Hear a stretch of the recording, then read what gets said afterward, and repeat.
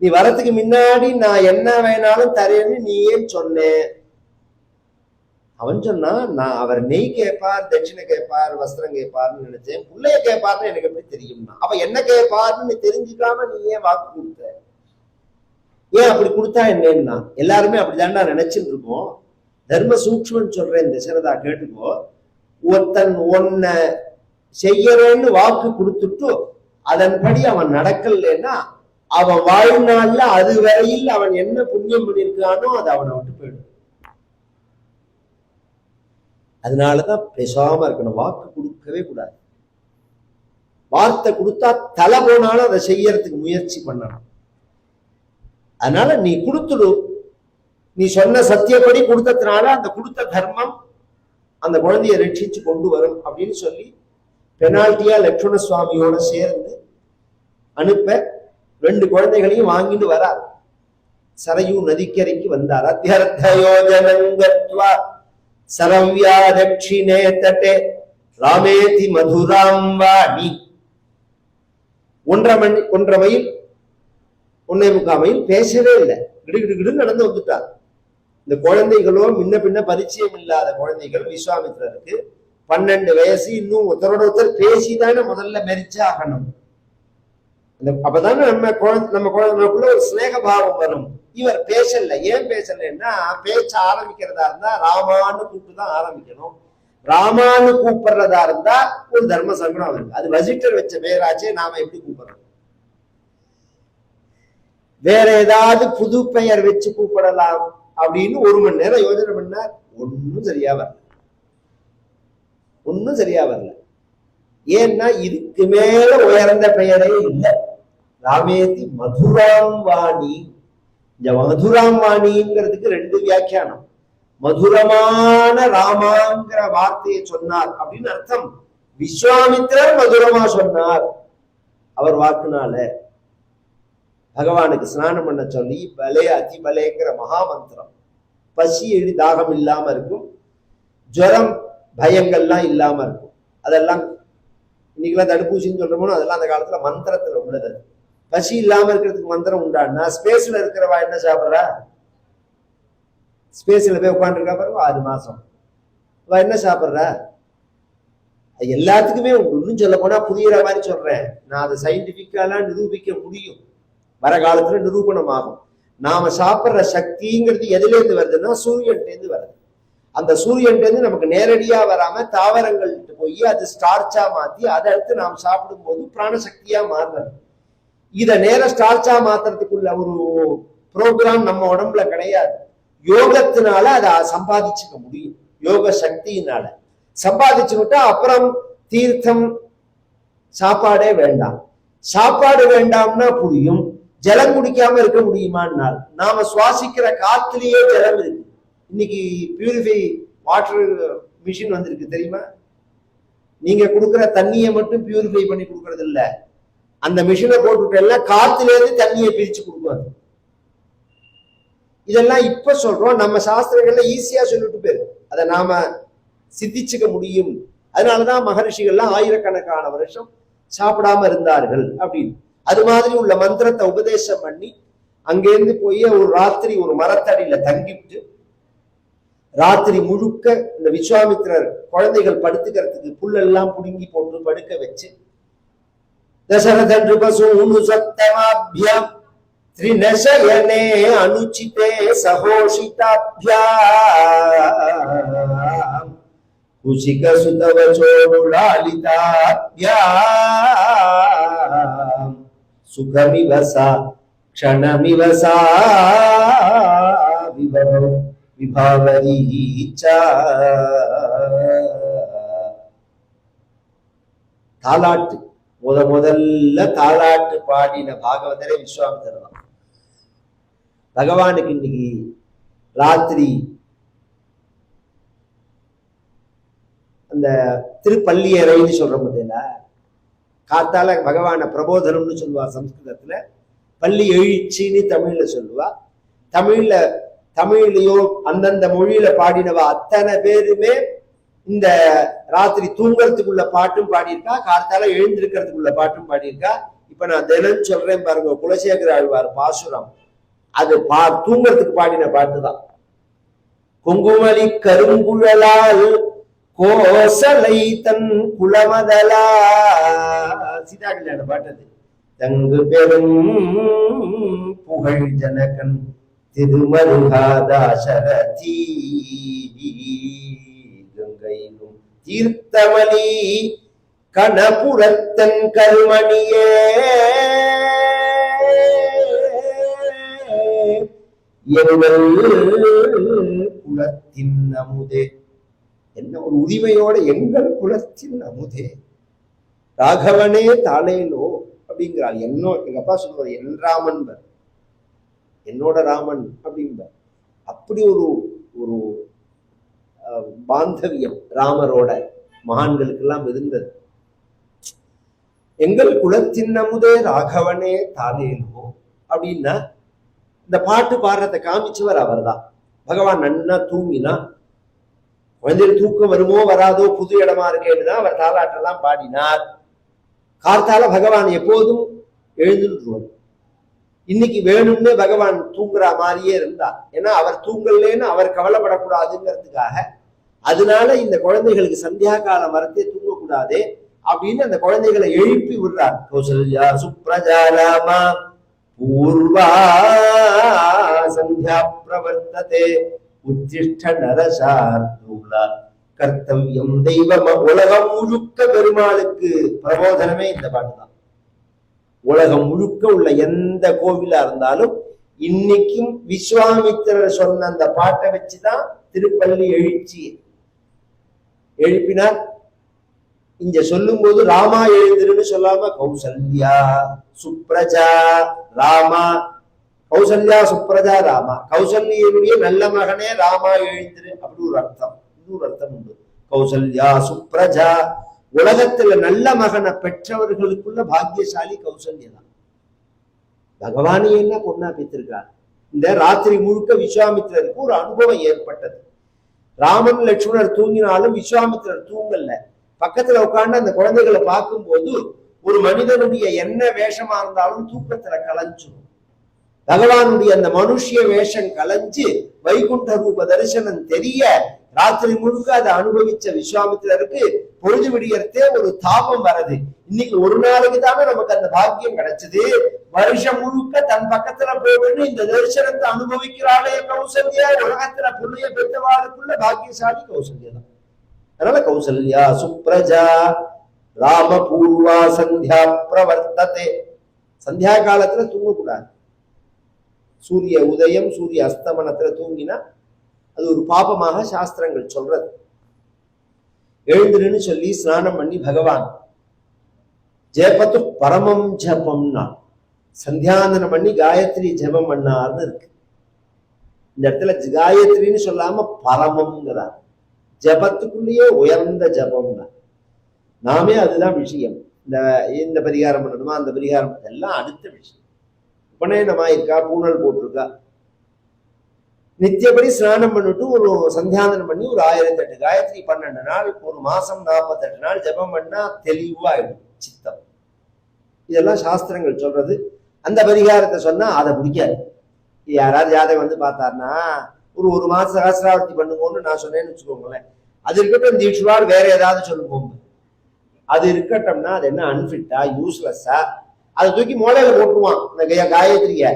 பின்ன என்ன பண்ணணும்னு நினைக்கிறான்னா அவனுக்கு இந்த உடுக்கடிக்கிற மாதிரி புகை போட்டாகணும் அவனுக்கு, அப்பதான் திருப்திங்கிற மாதிரி. இதெல்லாம் புத்தி குழம்பரத்தோட அடையாளம். ஸ்டெப் பை ஸ்டெப்பா தான் முயற்சி பண்ணணும். நாம இதுல உயர்ந்த பரிகாரம் காயத்ரி ஜபம் தான். அதை பண்ணி பகவான் அங்கேருந்து கிளம்பி வர வழியில தாடகைய வதம் பண்ணினா. தாடகை வந்தா அவளை வதம் பண்ணு விஸ்வாமித்திர சொல்றா. வெட்கப்பட்டார் ராமன். இவரை பெண்ணாச்சு, இவளை எப்படி நான் வதம் பண்ணுவேன்னு. பாக்குறதுக்கு தான் பெண்ணே தவிர இவ பெண்ணு இல்லை, இவ மகாராட்சசி, நீ வதம் பண்ணுன்னா. இருந்தாலும் பாவம் சம்பவிக்கும்னு சாஸ்திரம் சொல்றதே அப்படின்னா நான் சொல்றேன் வதம் பண்ணுன்னா. இங்க கவனிச்சு கேட்கணும். மாரீச்சம் முனிவச்சன பலா தாட்டகாம் பாட்டயித்வா லப்தாஸ்மா தஸ்திரஜாலம் அப்படின்னு இங்க குறிப்பிட்டு பட்டத்திரி சொல்றார். 2 பேர் வந்து குறுக்கிட்டா ராமருடைய வாழ்க்கையில. ஒன்னு தாடக, இன்னொன்னு சூர்பனக. ஒத்தரை கொன்னால் ஒத்தரை கொல்லல. இதுல குற்றம் பெருசா பண்ணினது யாருன்னா சூர்பனக தான். சீதையே சாப்பிட போன அவளைதான் வெட்டி கொல்லணும், அங்க வெட்டி கொல்லல அவளை மூக்கையும் காதையும் அறுத்து விட்டு பேசாம விட்டுட்டார். இந்த இடத்துல இவ வெறும் ராட்சசி, நேர ராமனுக்கு ஒண்ணு இடஞ்செல்லாம் இவ பண்ணல. இருந்தாலும் மகரிஷிகளுக்கு இடையூறு பண்றாங்கிறதுக்காக இவரை கொண்டார். ராமர் ஏன் கொண்டார்னா முனி வச்சன பலாத்தாட்டகாம், நான் சொல்றேன் கொல்லுன்னா. நான் சொல்றேன்னு சொல்லிட்டா சாஸ்திரப்படியும் சட்டப்படியும் சரி, சொன்னவன் தான் ஃபர்ஸ்ட் குற்றவாளி, செஞ்சவன் 2வது குற்றவாளி தான். கொலையே பண்ணினவன் பி, கொலை பண்ணுன்னு சொன்னவன் தான் ஏ. சாஸ்திரமும் அப்படிதான் சொல்றது. சில பேர் ஆத்துல பாம்பு வந்துடும், வேலை செய்யற வாட்ச்மேனை கூப்பிட்டு முனியா வாடா வாடா பாம்பு அடிக்கணும் பாரு. ஏன் சாமி இதை தூக்கி வெளில போடக்கூடாதுன்னா, இன்னைக்கு சஷ்டி, இன்னைக்கு வந்து கிருத்திகை, இன்னைக்கு செவ்வாய்க்கிழமை, பாம்பை நான் அடிக்க மாட்டேன், நான் என்ன பண்ணணும் அடிச்சு போட்டுருவோம் பாரு. யோஜனை பண்ணாம அவன் அடிச்சு போட்டுருவான்.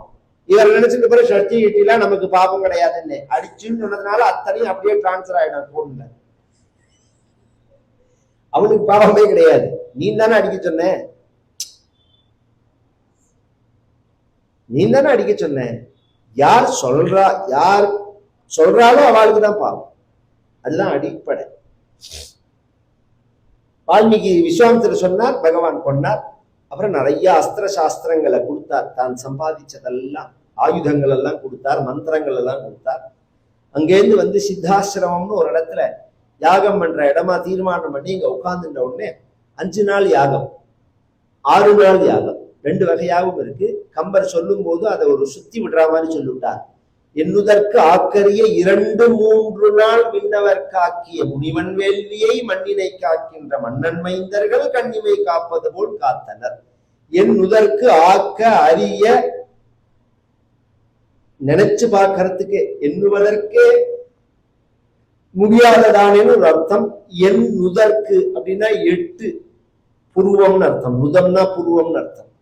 8 புருவம் உடையவர் யார் உலகத்துல? பிரம்மா. 4 தலை இல்லையா அவருக்கு? 8 புருவம். அவராலேயே செய்ய முடியாத காரியத்தை 2-3 நாள், 2 + 3 2 × 3 அப்படின்னா 2 × 3 தான். 6 நாள் பகவான் ரட்சிச்சா. கண்ணை காப்பது போல் காத்தனர். இந்த பரமாச்சாரியால் ஒரு வியாக்கியானம். பரமாச்சாரியால் பேசாத சப்ஜெக்டே கிடையாது. இதுல ஒரு ஆச்சரியம் என்னன்னா, கண்ணை காப்பாத்துனது. என்னத்தினால அப்படின்னா, யஜ்ஞோவை விஷ்ணு யஜ்ஞோ யஜ்ஞபதிரியஜ்வா யஜ்ஞாங்கோ யஜ்ஞவாகனஹா யஜ்ஞபுகு யஜ்ஞ விஷ்ணு வசனாமத்தான் சொல்றோம். வேதங்கள்லாம் சொல்றது. யாகம்னா யாருன்னா பகவான். யஜ்ஞோவி விஷ்ணு அப்படிங்கிறது. அப்ப அவரே காப்பாத்திட்டார். கடைசி நாள் அன்னைக்கு மாரீச்சன், சுபாகு முதலியவர்கள்லாம் வர, சுபாகு முதலிய ராட்சசர்கள் எல்லாம் வதம் பண்ணிட்டு மாரீச்சனை மட்டும் அடிச்சு விரட்டுட யாகம் பூர்த்தி ஆன உடனே அயோத்திக்கு போலாம்ங்கிறத அவர் சொன்னார். பக்கத்துல மிथिलेங்கிற நகரம் இருக்கு, அதுல சிவதனுசு இருக்கு, பரமேஸ்வரனோட தனுசு இருக்கு. உலகத்திலேயே பெரிய தனுசு சிவனோடது தான். இந்த வில்லாளிகள்ல வரிசைப்படுத்தும் போது சிவன், ராமர், அர்ஜுனன், அப்புறம்தான் மற்றவர்கள்லாம். இந்த 3 பேர் தான் ஃபர்ஸ்ட் 1, 2, 3ல வருவா. இத நான் சொல்லல, சிவனோட வில்லு, சிவனோட வில்லோட மகிமை என்னங்கிறத வேதமே சொல்றது. நமஸ்தே அஸ்து தன்வனே பாஹுப்யா உததே நமஹ யா தைஜு சிவதமா சிவம் பபூவத். முதல்ல ஆரம்பிக்கிறதே பரமேஸ்வரா உனக்கு நமஸ்காரம்னு சொல்லல, நமஸ்தே அஸ்து தன்வனிங்கிறது. உன்னோட வில்லுக்கு நமஸ்காரம். பினாக்கம்னு பேரு. ராமனோட தனுசுக்கு கோதண்டம் அப்படின்னு பேரு. இவர் அந்த வில்லு பெரிய வில்லா இருக்கிறதுனால அதை பார்க்கலாம் வா அப்படின்னு சொல்ல, பகவானுக்கும் அதுல ருச்சி உள்ளவனா இருக்கிறதுனால கிளம்பி போறான். கிளம்பி போனா போற வழியில கங்கையை தாண்டான். அந்த கங்கை எப்படி வந்தாளுங்கிற கதையை சொன்னான்.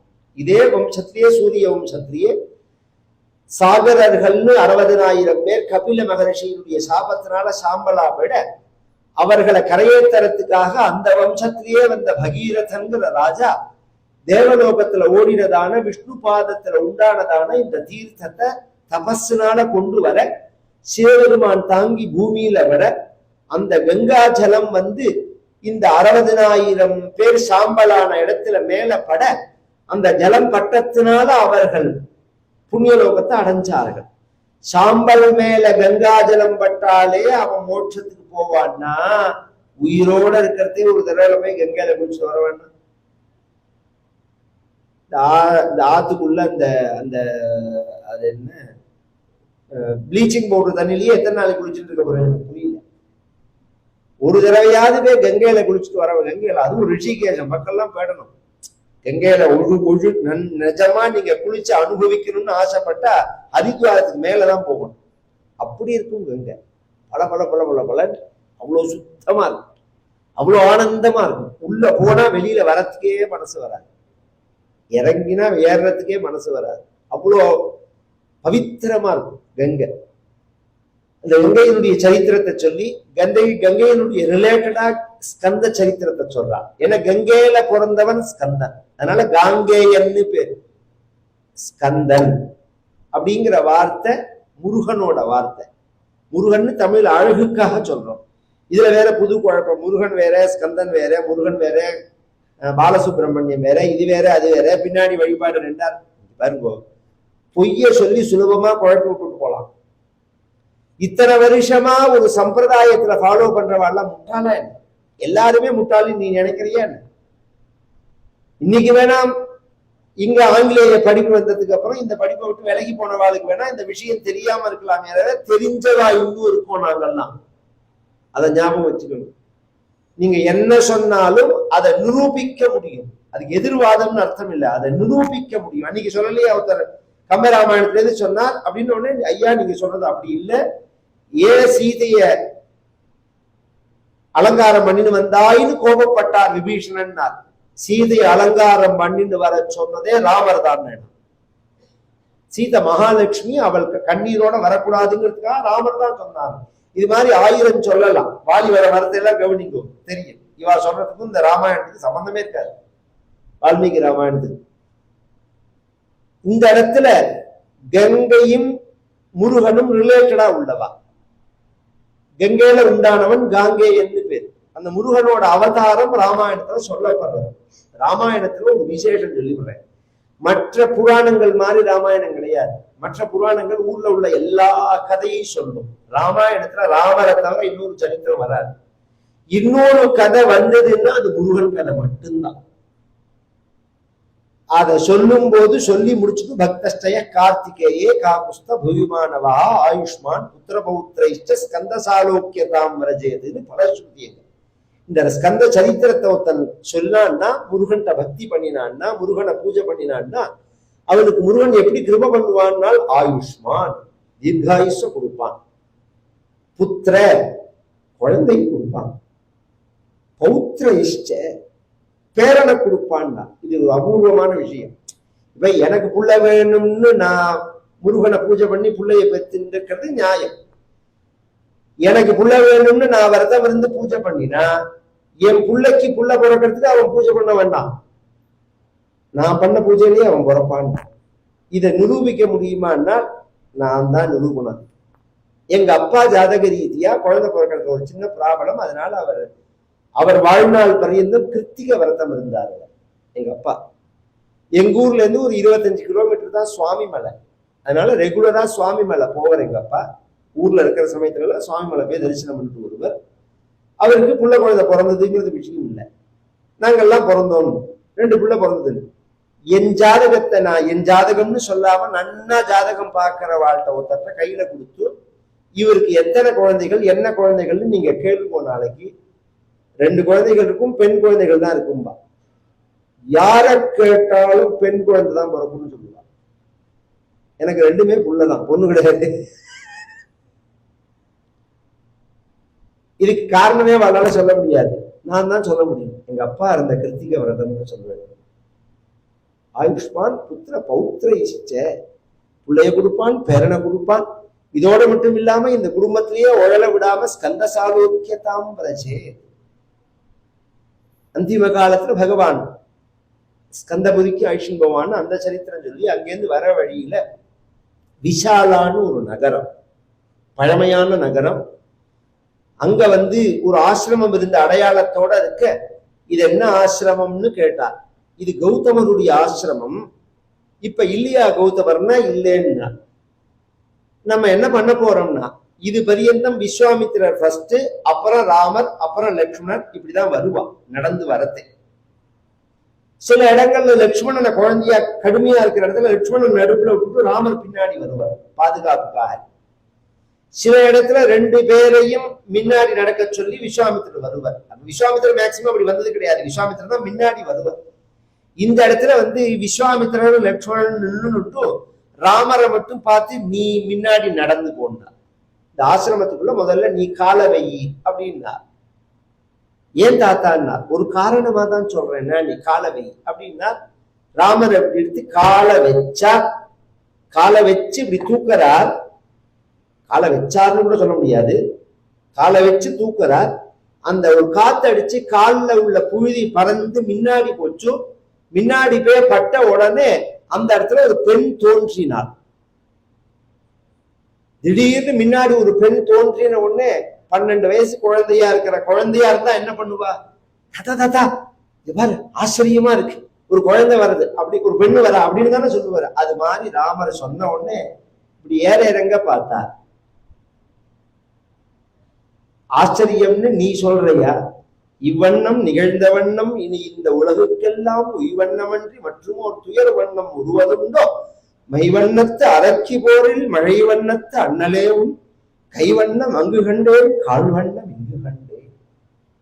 நீ சொல்லலாமா? உன்னை பத்தி எனக்கு தெரியாதா? உன்னோட பாதம் பட்டு இவள் ஆயிருக்கா. என்ன தாத்தா சொல்றேன்? இவள் அகல்யேன்னு பேரு. கௌதமருங்கிற இவருடைய கணவருடைய சாபத்தினால இப்படி ஆயிட்டா.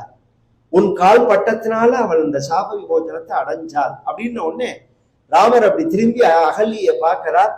அகல்ய பகவானை பார்த்து சொல்றாள், மைநாரி அப்பாவன பிரபு ஜகு பாவன ராவண ரிபுஜன சுகதாயி முனிஷாபோஹீன் கா அதிபலஹீன் கா பரம அனுகிரகமே மானா. துளசிதாசருடைய ராமாயணம். நான் ரொம்ப பாபி, என் பர்த்தா என்ன சபிச்சா, நான் பாவம் பண்ணிட்டேன்னு தான் இத்தனை நாள் நினைச்சிருந்தேன். எங்க அப்பா என் கணவர் என்ன சபிச்சாருன்னு தான் நினைச்சிருந்தேன். என் கணவர் என்ன சபிக்கல ராமா, பரம அனுகிரகமேமானா. எனக்கு பரமானுகிரகம் பண்ணினாருங்கிறத இப்பதான் நான் உணர்றேன். ஏன் அப்படின்னா, 1000 வருஷம் அதிர்ச்சியா கண்ணுக்கு தெரியாம இருந்தா ராமாயணத்துல இருக்கு. ஆனா எல்லாரும் சொல்லும் போது அவ கல்லா இருந்தான்னு தான் சொல்றான். எப்படி வேணாலும் இருந்துட்டு போட்டோம். 1000 வருஷம் இந்த இடத்துல இரு, ராமருடைய கால் பட்ட உடனே உன்னுடைய சாப விமோச்சனம் ஆகும்னா கவனிச்சு கேட்கணும். 1000 வருஷம் இல்ல 10,000 வருஷம் இருந்தாலும் ஒரு கால் 5 வருஷத்திலேயே சாப விமோச்சனம் ஆனாலும் இதுல கிடைக்காத விஷயம் என்னன்னா ராமபாத ஸ்பரிசம்ங்கிறது. 1000 வருஷம் தபஸ் பண்ணினதுக்காக பகவான் நம்ம மேல காலை வச்சுடுவாரா? நாம நினைச்சதுக்காக வச்சுடுவாரா? அப்ப என்னை பார்த்து என் கணவர் சபிக்கல, அனுகிரகம் தான் பண்ணியிருக்கார். என் மேல ராமர் பாதம் படணும்னு அனுகிரகம் பண்ணியிருக்கார் அப்படின்னு சொல்ல கௌதமரும் வந்துட அவர் பக்கத்துல அவரும் யோக சக்தியினால தோன்றார். எந்த அகல்ய தோஷமானவள் வேண்டாம்னு சொல்லிட்டு போனாரோ அந்த அகல்ய பக்கத்துல தோன்றின உடனே ராமர் இப்படி அவர் ஆச்சரியமா பார்த்தார். யாருங்கிற மாதிரி, நான் அகல்ய ஆத்துக்காரர், இவள் இந்த அகல்யோட ஆத்துக்காரனா அப்படின்னு அறிமுகப்படுத்திக்கிறார். ஏன்னா அந்த மாதிரி பாக்கியம் அது. பகவான் பூஜை பண்ணிட்டு எல்லாம் நின்று பேச வேண்டிய இடம், எனக்கு டைம் இல்லை. ஏகப்பட்ட பேர் பேசியிருக்கா இந்த இடத்துல. அகல்யாசா விமோசனத்தை பத்தி பேசாதவாளே கிடையாது. ஏன்னா ராமாயண அஜாமில சரித்திரம் எப்படி பாகவதத்துல ஹார்ட் பாயிண்டோ அது மாதிரி ராமாயணத்துல அகல்யா சாப விமோச்சனம் தான் பிரதான இடம். பதித பாவனன்னு நீங்க சொல்றமே இந்த ஒரு வார்த்தைக்கு இந்த சரித்திரம் தான் மூலம். வேற எந்த தெய்வத்துக்கும் அந்த வார்த்தை கிடையாது. பதித பாவன சீதாராம் அப்படின்னு சொல்ல முடியல. வேற எந்த பகவானோட நாமாவையாவது பதித பாவனன்னு சொல்றோமா? நம்ம பதிதன்னா என்ன அர்த்தம்னா கீழே விழுந்தவன் அர்த்தம். சாஸ்திரங்கள்ல இருந்து நழுவி விழுந்தவன் பிரட்டன் பதிதன்னா அவனுக்கு பரிகாரமே கிடையாது. நான் இப்படி இருக்கணும்னு சாஸ்திரம் சொல்றதே அதை நான் மீறி நடந்தேன்னா எனக்கு பரிகாரம் கிடையாது. அப்படி உள்ளவர்களையும் கரையேற்றக்கூடியதான ஒரு தெய்வம் ராமன் அப்படிங்கிறத காண்பிச்சா. கிளம்பி மிதிலைக்கு போனா மிதிலைக்கு முன்னாடி அவுட்டர்லயே பெருசா ஒரு யாகசாலை வச்சிருக்கான் ஜனகன். அந்த யாகசாலைக்குள்ள போனார். விஸ்வாமித்திரர் வந்தார்னு உடனே அவரை பூஜை பண்ணி அர்க்கியம் பாக்கியம் ஆச்சமணியங்கள்லாம் பண்ணி விஸ்வாமித்திரரோட கூட இருக்கிற இந்த குழந்தைகள் 2 பேரையும் பார்த்தான். இவா 2 பேரும் யாருன்னு கேட்டான். இவோ குமாரோ பத்ரந்தே தேவதுல்ய பர. விஸ்வாமித்திரர் வாயை திறக்கல. அதுக்குள்ள அவன் கேட்கறான், இதெல்லாம் எங்க தாத்தா சொல்லிட்டே ராமாயணமே நம்ம கதைங்கிறது. நம்ம கதையோடு ராமாயணத்தை கம்பேர் பண்ணி பார்த்தாதான் ராமாயணம் நம்ம கதைங்கிறது தெரியும். என்ன நம்ம கதைன்னா, கல்யாண வயசுல ஒரு புள்ளையோ பொண்ணையோ வச்சுட்டு இருக்கிறவாளுக்கு ஊர்ல பாக்குற புள்ள பொண்ணெல்லாம் நம்ம அதுக்கு செட் ஆகணும்னு தோணும். எந்த பொண்ணை பார்த்தாலும் எந்த பிள்ளைய பார்த்தாலும் இதை கல்யாணம் பண்ணலாமா இதை கல்யாணம் பண்ணலாமான்னு நமக்கு தோன்றது இல்லை. அது மாதிரி ஜனகன் தவிச்சுட்டு இருக்கான் பொண்ணை வச்சுட்டு. அதனால இந்த பிள்ளைய பார்த்த உடனே இது யார் அப்படின்னா அவன் எண்ணத்துல கேட்கிறாங்கிறத புரிஞ்சு விட்டான் விஸ்வாமித்திரர். இப்ப இவரை பத்தி சொல்லணும். என்ன சொல்லணும்? இவர்கள் அயோத்தியாதிபதிகள். என்ன சொன்னார் விஸ்வாமித்திரர்னு சொல்லிக்கிறார். அயோத்தியாதிபதிகள், தசரத குமாரர்கள், ராஜபுத்திரர்கள், என் யாகத்தை ரட்சிச்சார்கள், ராட்சசர்களை சம்ஹாரம் பண்ணினார்கள், அகல்லியும் கௌதமனையும் சேர்த்து வச்சா, இப்ப உன்னோட தனுஷை பாக்குறதுக்காக இங்க வந்திருக்கார் அப்படின்னு சொன்ன விஸ்வாமித்திரர் இத்தனை கதை சொன்னவர் தாடகாவதத்தை சொல்லவே இல்லை. தாடகையை ராமர் வதம் பண்ணினாருங்கிறது தான் ஃபர்ஸ்ட் ராமரோட வாழ்க்கையில அரங்கேற்றம்ங்கிறது தாடகாவதம் தான். முதல்ல கையில வில்லு எடுத்துட்டு அரங்கேற்றம் பண்ணிடுது தாடகாவதம். நான் எத்தனை 1000 கதை சொன்னாலும் நான் எங்க அரங்கேற்றம் பண்ணினேங்கிறத நான் மறக்கலாமோ? அது மாதிரி ராமருக்கு ஆரம்பம் அதுதானே, அதுதானே சொல்லணும். அதை சொல்லல. ஏன் சொல்லலன்னா அதுதான் சமயம் அறிஞ்சு பேசுறது. இங்க வந்திருக்கிறது பொண்ணு பாக்குறதுக்கு, கல்யாணத்துக்கு வந்த இடத்துல இப்பதான் ஒரு பொண்ணை கொண்டுட்டு வந்திருக்காருன்னு சொன்னா கொடுப்பனா பொண்ண எங்க எங்க இருக்கோம், என்ன பேசுறோம், என்ன பேசணும், அந்த நிதானம் வேண்டாமா? ஒண்ணுமே சொல்லாம இருக்கிற தேவை 1000 கொஸ்டின் பண்றா. ஹைட்ல ஒர்க் பண்றேன்னா நீ என்ன சீட்ல உட்காந்துருக்கியா, பெஞ்சில் உட்காந்துருக்கியா, ஓரத்துல உட்காந்துருக்கியா, நிமிந்து உட்காந்துருக்கியா, இத்தனை கேள்வி கேட்கிறா. அதை கிராஸ் செக்கிங் வேற பண்ணிக்கிறா. அதெல்லாம் நியாயம்தான். அவாவா கவலை நியாயம்தான். இதுல ஏதாவது பொண்ணை கொண்டாருன்னா கொடுப்பனா? மூத்த மாட்டு பொண்ணை சரியா நடத்தாத குடும்பத்திலேயே அடுத்த பிள்ளைகளை கல்யாணம் ஆக மாட்டேங்கிறது. அந்தாமா அந்தாத்துல போய் பொண்ணை கொடுப்பாளா யாராவதுங்கிற? அப்படி இருக்கிறத ஜாக்கிரதையா பேசினார்.